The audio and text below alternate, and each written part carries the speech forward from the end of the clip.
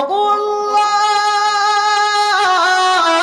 ওগো মালিক, যত গুনাহ করেছি, যত নাফরমানি করেছি, যত অন্যায় কাজ করেছি, আল্লাহ গো আমি তোমার কাছে তাওবা করলাম, তোমার কাছে ওয়াদাবদ্ধ হলাম। আল্লাহ আমি আর জিন্দেগিতে গুনাহ করব না, আমি আর অন্যায় কাজ করব না। ওগো আল্লাহ তুমি আমাকে মাফ করে দাও। তুমি যদি আমাকে মাফ না করো, কে আমাকে মাফ করবে?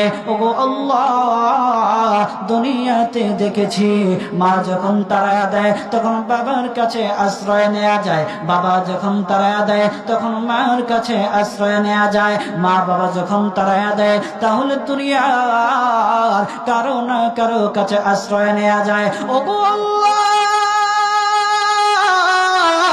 তুমি যদি আমাকে তাড়ায়া দাও তাহলে কোথায় যাব, কার কাছে যাব?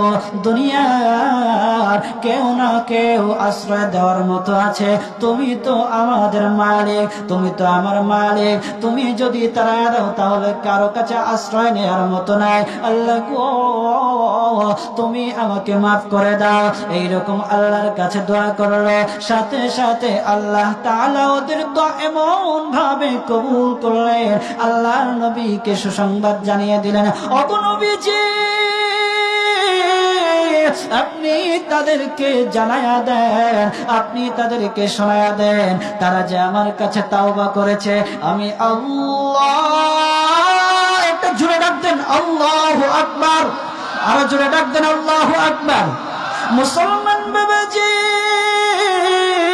আল্লাহর নবী মুহাম্মদুর রাসূলুল্লাহ সাল্লাল্লাহু আলাইহি ওয়াসাল্লামকে আল্লাহ তাআলা সুসংবাদ জানিয়ে দিলেন, ওগো নবীজি আপনি তাদেরকে জানিয়ে দেন, তারা যে আমার কাছে মাফ চেয়েছে, আমার কাছে ওয়াদাবদ্ধ হয়েছে, আমি আল্লাহ তাআলা তাদের জিন্দেগির সব গুনাহগুলি মাফ করে দিলাম।